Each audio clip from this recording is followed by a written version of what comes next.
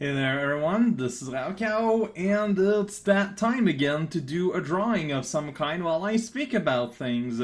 I got exactly one art request to draw Flander. I can't promise anything here. It looks like it'd be kind of weird and difficult to draw entirely visual style here, but I guess here we go. We're starting. Usually I'm a lot more abstract with these things and these little art sessions. We'll see what happens. Already I have no idea what I'm doing. Hey there, Cow. You might remember me from the guy you sent already money to. How's it going about that? Still haven't received it yet due to, the usual delay when stuff is being sent towards the internet. Also, I forgot how Flanders is drawn. It's pretty great. So there was how. This time I actually took the time. A lot of people asked me questions. I made that request, and a lot of people participated in that whole send question thing. So might as well go through that. It's pretty exciting. I never really know what y'all are actually interested in, so that's why I feel like it's a good idea to ask. Y'all know a lot more what you're interested in knowing than I am. And the first question I got is what's my favorite class in the Hearthstone. As y'all know, some of you know, there's a Hearthstone and Talkhouse tournament going on. I lost my 2 games. It's pretty great. Favorite class is probably Mage, but I'm starting to grow a huge liking to Paladin. Just, I don't know if there's more matches I can play as a twice loser. I might bring up. I'm also really good, I think, with Warlock. Warlock's really fun. I like a lot of the priest meta magic. It's just that you're too dependent on stuff and it's scary. I mean, Flander's looking kind of cross-eyed here. It's pretty cute. But yeah, overall I'd say that I'm way into the mage most because I really like secrets. Which is, I think, why I'm starting to really like the Paladin, because his secrets kind of hilarious, and they only cost 1 mana each. What's your favorite part of your day? The fact that I woke up. That's the depressive answer. Nah, no. Favorite part, honestly, overall, it's kind of hard to say. But now that I'm basically, doing this relatively full time, I'd say it's. Yeah, that's a really hard to answer because, I can't really complain about anything. Like, my life as a whole is pretty alright. But my favorite part? No, really, it's like, it's an overall quality of life thing. Like, it's super hard to. Why is this super hard to answer? That's the weirdest thing. I never would have thought this would be like that hard. She has a side tail, right? To answer. What? That's kind of crazy. Why? Man, I don't know. You tell me. What's my favorite part of the day? No, I know. It's just like it's when I wake up, I go through all the comments. That's something I really enjoy. I used to be talking about your life in the gazebo, but that just ended today. And just, often just, I'm playing game, because, game as a whole are designed to be fun, mostly, and discovering new stuff like that. It's just, it's hard to answer. It's too. No! Could you detail as to why you chose to draw what you're drawing that day, perhaps what a piece you're drawing? Normally, for these things, I improvise on the spot, and I have no idea what I'm doing, just putting shapes together, see what happens. This time I got an actual request, except I'm basically applying the same thing where I basically am putting no forethought in what I'm doing at all.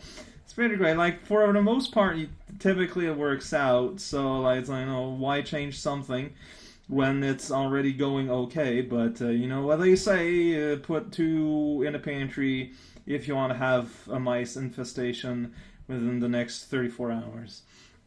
And when you draw something, do you plan beforehand what you draw? Well, it depends what I'm doing. If it's a commission or something, of course I know exactly what I'm gonna be doing. You do esquisses, you do some brain games, just get your brain going. work out different ideas, workshop them, ask not for advice, but ask for critics, ideas, and whatnot, see what's going on, and it goes from there. If it's something for these, as I said, typically it's really kind of out of nowhere, and I have no idea what it is I'm doing for the most part. I don't know, I like doing that, it's pretty fun. Secondly, how much of your current art style is from your university student, and how much of it is developed outside the school? Also, do you have any recognition to supermarkets who wants to get into doing comics eventually, maybe as a hobby? Like, of course, a lot of what I do, maybe not in terms of style, but in good habits and whatnot, is stuff I've learned in school. If you do a proper art class, what you're going to be learning is not things of style so much, but more like how to look at things and how to use your tools, and also break away from bad habits you develop by working on your own. It's possible to, be autodidactated, and just basically work things out on your own. But there's a very, very, very true chance that you're going to end up accidentally gaining really bad habits that are going to stop your development. And art school is meant to do that, to break your bad habits in order to make room for actual good art now to be able to flow. I don't think this qualifies, but do what I say, not what I do nor say. Just basically just look out for other people, and ask them their opinion on Monterey cheese. You'll be better served. Or just your philosophy on art, like things in general. I don't know. No, I don't know. Art's pretty nice. You make pretty pictures, but also it's a super good way to get the bugs out of your system. Because it's a good way to communicate things that are not necessarily easy to communicate through the medium of spoken language.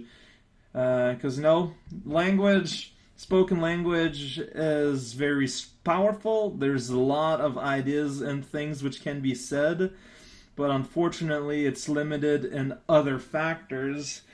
And art is well equipped to work around these factors, and it's pretty useful. I don't know what I'm doing here. It's pretty great. It's okay. Yes. If you enjoyed my Christmas shit, I have enjoyed the vast majority of them in some way. What's going on here? Oh, that's actually kind of interesting. Video games, pretty good because they remind me of video games. Oh yeah, I did. A lot of the soundtracks. I've incorporated my favorite pieces into my listening soundtracks and whatnot. So that's been going. That's the word I'm saying. Otherwise, but no, yeah, in general, again, I just cannot thank y'all enough for the hilariously way too generous thing it was of the Advent Christmas thing. That was just way too much. So again, thank you for everything y'all spent, real life time and or money, and sometimes both were put into that. And, it wasn't wasted. I haven't pawned anything off. Don't worry there. Don't worry there. Do not worry about anything. You got a Wii U and Smash Bros. For Christmas, right? I'm curious to know which character you main, assuming playing enough of it to have a main. So you want to give your pet because right to your friend list. Wouldn't mind that too much. Wink, wink, nudge, nudge. My friend thing on the Wii U is simple. It's Raocow. Somehow it wasn't taken yet. So Raocow, no small letters, every letter including the R. That's my name on the internet.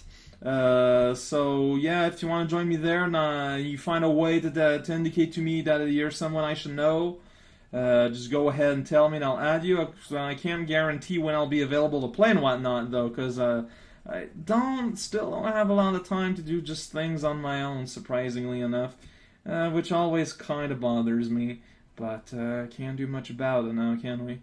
And if I have a main, really Wait, what happened there? Really like Wii Fit Trainer of all people. I think she's pretty cool. Also, Zelda's pretty good in this game compared to how she was in past game. Like, non-Sheik Zelda, I think she's super fun to play. So if I were to designate a main, I guess that would be it. Yeah. What characters you usually play on Skullgirl? Who's your main? Skullgirls, huh? It's been a while since I played it. Really like Miss Fortune. I think she's super fun. And also Cerebella also is super good at a game. She is also a lot of fun. I got success with Parasol, except I don't think she's fun. It's just that I have success with her. So if I want to play to win, I'll probably put her on. If I want to play for have fun, who knows what I'm going to do then. Maybe I'll just leave it at 2. Maybe I'll put on the new lady with the Egyptian team, Elisa. Like, I'm terrible with her, but she's a lot of fun, so there you go. Depends on if I'm playing for fun or for other things, but I basically never play anymore for other things, so there you go. Sonic versus Naruto, who wins? Well, Sonic, he goes at the speed of sound. Sonic the Hedgehog, you can't deny that. However, Naruto is literally Ninja Jesus. Like, speed of sound can only accomplish so much in that context. Sorry about that. Do you like spiders? Yes. I think spiders are super awesome, and they get rid of, more gross bugs that are actual parasites. So if you see a spider in your house, say hello to it. Don't kill it. It's there to be a friend. That's weird. There's this weird thing going on here. I'm less used to open canvas. I got that open so I can read the text file when I put everyone's questions on. Because Photoshop takes up the whole screen and whatnot. I know it's super exciting. I forgot if you've ever answered this before, but what's your favorite or most memorable moment from a video game? Man, that's hard to answer.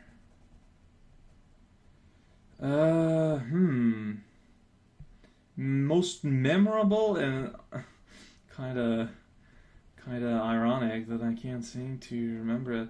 You know what?